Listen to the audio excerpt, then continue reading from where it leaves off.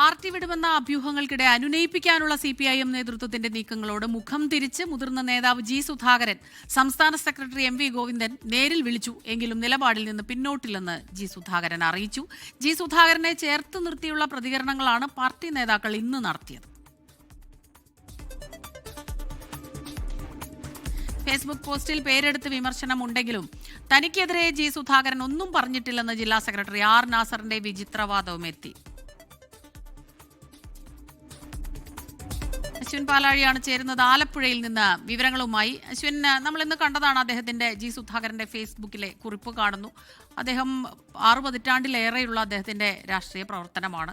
നമുക്കറിയാം അദ്ദേഹം ചെയ്തിട്ടുള്ള കാര്യങ്ങളെല്ലാം തന്നെ അറിയാം. പക്ഷെ തന്നെ പരിഹസിക്കുന്ന രീതിയിൽ ഉള്ള ഒരു നടപടി അത് CPIM സംസ്ഥാന സെക്രട്ടറിയുടെ ഭാഗത്തു നിന്നുണ്ടായി എന്നുള്ള അദ്ദേഹത്തിന്റെ ആരോപണം.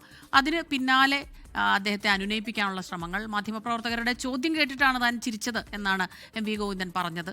അപ്പോൾ ആ രീതിയിലൊക്കെ നടന്നെങ്കിലും എന്തായാലും പാർട്ടി നേതാക്കളെല്ലാം അദ്ദേഹത്തെ ചേർത്ത് നിർത്താൻ ശ്രമിക്കുന്നുണ്ടെങ്കിലും അനുനയിപ്പിക്കാൻ കഴിഞ്ഞിട്ടില്ല, അല്ലേ? ഇതുവരെയും ഒരു അനുനയത്തിനും ജി സുധാകരൻ വഴങ്ങിയിട്ടില്ല എന്നുള്ളതാണ് പ്രധാനപ്പെട്ട കാര്യം. സ്മിത, ഇന്നലെ രാവിലെയാണ് അപ്രതീക്ഷിതമായൊരു ഫേസ്ബുക്ക് പോസ്റ്റ്, ഒരു ബോംബ് പോലെ ജി സുധാകരൻ തന്റെ ഫേസ്ബുക്കിൽ കുറിക്കുന്നത്. അതിനോടൊപ്പം ചേർത്തിരുന്നത് പാർട്ടി സെക്രട്ടറി MV ഗോവിന്ദന്റെ വാർത്താ സമ്മേളനത്തിലെ 4 സെക്കൻഡ് ദൈർഘ്യമുള്ള ഒരു ചോദ്യത്തിന്റെ മറുപടിയാണ്. അതിൽ ജി സുധാകരനെ പരിഹസിക്കുന്നതും ഒപ്പം ചിരിക്കുന്നതുമൊക്കെയുള്ള ഒരു വീഡിയോയാണ്.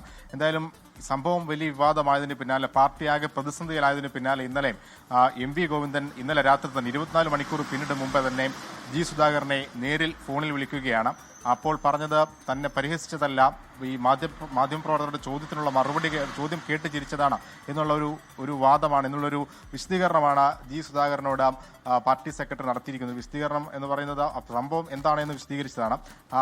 എന്നാൽ അതിനോടും അദ്ദേഹം വഴങ്ങാൻ, ആ അനുനയത്തിനും വഴങ്ങാൻ ജി സുധാകരൻ തയ്യാറായിട്ടില്ല. പാർട്ടി മെമ്പർഷിപ്പ് പുതുക്കണമെന്ന് കൂടി പാർട്ടി സെക്രട്ടറി ആവശ്യപ്പെട്ടിരുന്നു. അതിനോടും അനുകൂല നിലപാടല്ല ജി സുധാകരൻ സ്വീകരിച്ചത് എന്നുള്ളതാണ് അറിയാൻ കഴിയുന്നത്. അതിന് പിന്നാലെ വരുന്ന CPM നേതാക്കളുടെ പ്രതികരണങ്ങളും ബൈറ്റുകളുമെല്ലാം അത് ജി സുധാകരനെ പിണക്കാതെയുള്ള കരുതലോടുകൂടിയുള്ള പ്രതികരണങ്ങളാണ്. Party general secretary MA Baby പറയുന്നത് പാർട്ടിയുടെ കരുത്താണ് ജി സുധാകരൻ എന്നാണ്. ഒപ്പം ജില്ലാ സെക്രട്ടറി R നാസറിന്റെ അതിരൂക്ഷ വിമർശനം ഫേസ്ബുക്ക് പോസ്റ്റിൽ ഉണ്ടായിരുന്നു. അദ്ദേഹം പറയുന്നത് എന്നെ വിമർശിച്ചിട്ടില്ല എന്നാണ്. ഒപ്പം അദ്ദേഹം പാർട്ടിയോട് ചേർന്ന് നിൽക്കും എന്നൊക്കെ ഉള്ള ആത്മവിശ്വാസവും R നാസറിന്റെ ഭാഗത്തുനിന്ന് ഉണ്ടാകുന്നുണ്ട്.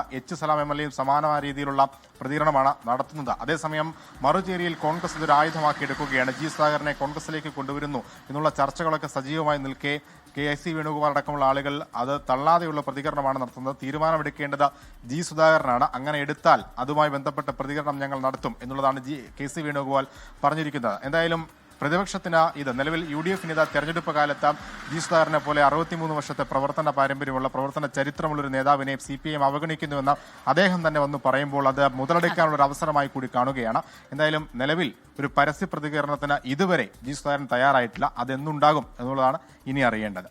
സ്മിത, ലോകത്തെവിടെയായാലും ഏത് സമയത്തും 24 വാർത്തകളും ഓഗ്മെന്റഡ് റിയാലിറ്റി പാക്കേജുകളും എക്സ്പ്ലെയിനറുകളും വിശദമായി കാണാൻ ഞങ്ങളുടെ YouTube ചാനൽ നിങ്ങൾക്ക് സബ്സ്ക്രൈബ് ചെയ്യാം.